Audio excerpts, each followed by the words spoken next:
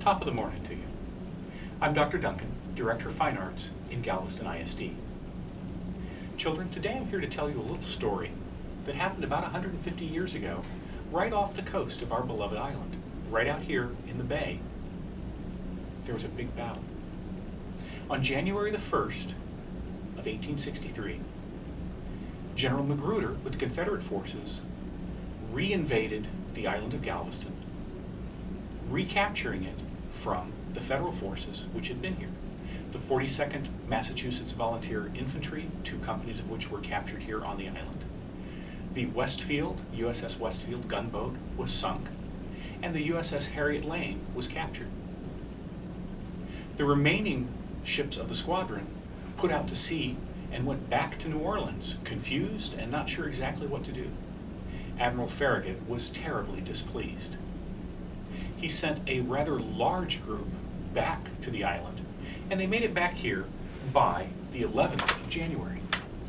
One of the ships in this new flotilla was the USS Hatteras.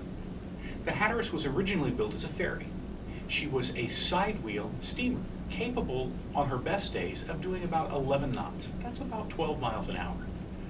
Well, she wasn't on her best of days. She had been scheduled to have her barnacles scraped, and those of you who've been to the Alyssa know that we have to scrape the barnacles off of an iron-hulled ship, or she slows down. Well, at best, at this point in time, the Hatteras was able to make about 7 knots, maybe 8 miles an hour.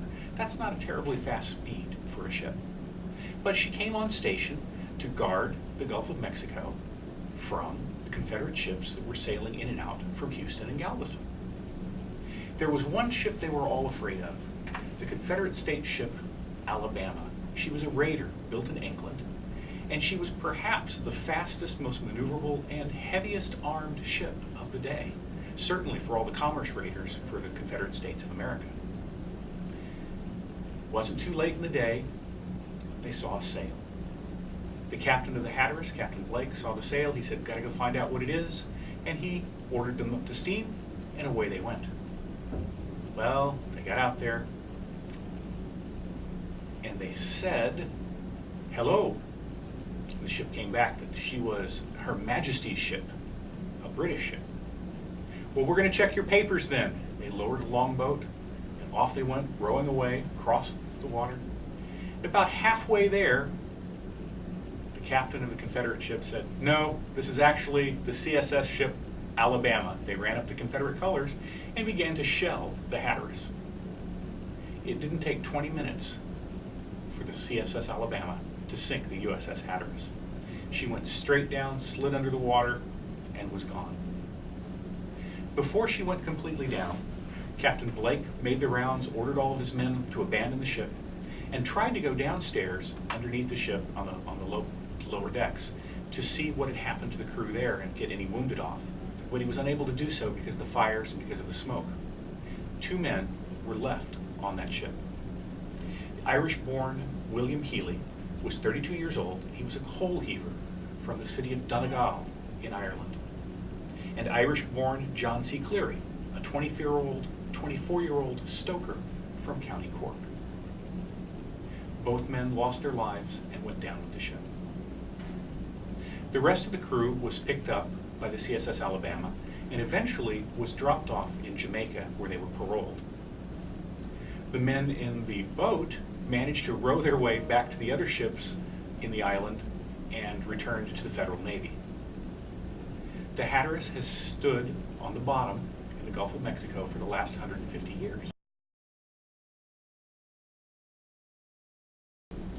In September, NOAA, the state of Texas, the United States Navy, Texas A&M at Galveston, and Galveston Independent School District mounted an expedition to find and map with a new set of sonar the wreck of the Hatteras. We did so, and before completing our survey, we held a memorial service for the 2 men who had died there. The wreck is still belonging to the United States Navy and is considered a war grave, and we honored those 2 men who went down with their ship. Now, a lot of things happen when a ship goes down. Eventually, she settles, and the waves move her back and forth, And the Hatteras has sunk deeply into the sand. Just a little bit of her bow is showing, just a little bit of her stern is showing, and what's left of the side wheel paddle wheels are showing. Now the wooden part of the paddle wheels is gone, but the center section where the spokes came out of are still there. And you'll be able to see those things on some of the photographs that your teachers will show you. These photographs were taken by one of the divers, Jesse Conselmo, who's allowed us to use them to show our students what it looked like down at the actual dive site. You'll see the divers measuring. They're placing the markers for the blue view sonar. You'll notice there are some things which stick up above the sea floor, and some of which we can figure out what they are, and others we're really not too sure yet.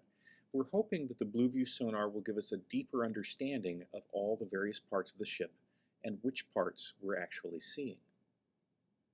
The divers spent a great deal of time during the day going down and setting these little points of measurement up so that people could figure out where things are.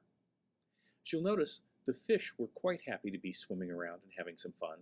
The fish also got a little excited and decided to bite some of the divers. The triggerfish were just all excited that day for some reason.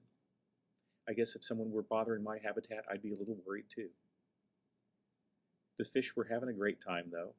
The divers picked up an incredible amount of information, and we're waiting to see what the Blue View sonar will tell us about the entire site, and we hope to know that by the 150th anniversary in January this coming year.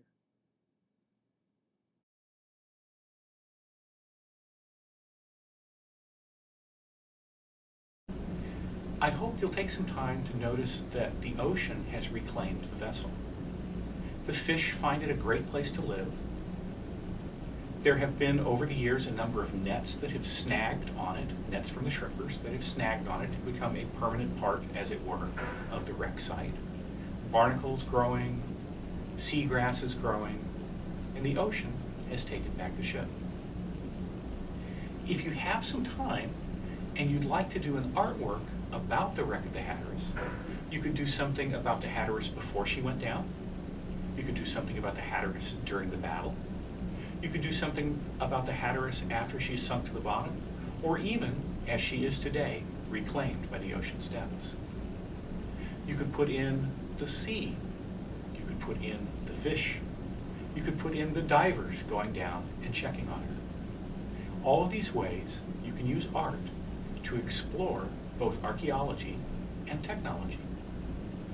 The Blue View sonar will give us a three-dimensional, high-definition sonar impression of the site, from which they tell me they'll actually be able to make a model of the site in 3 dimensions that students can come and look at, and that we can put on display in various places.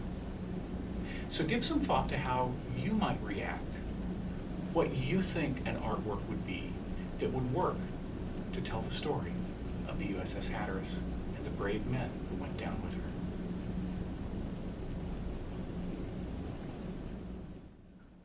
Both being Irish Christians, a Christian prayer was used for the memorial service of the 2 men.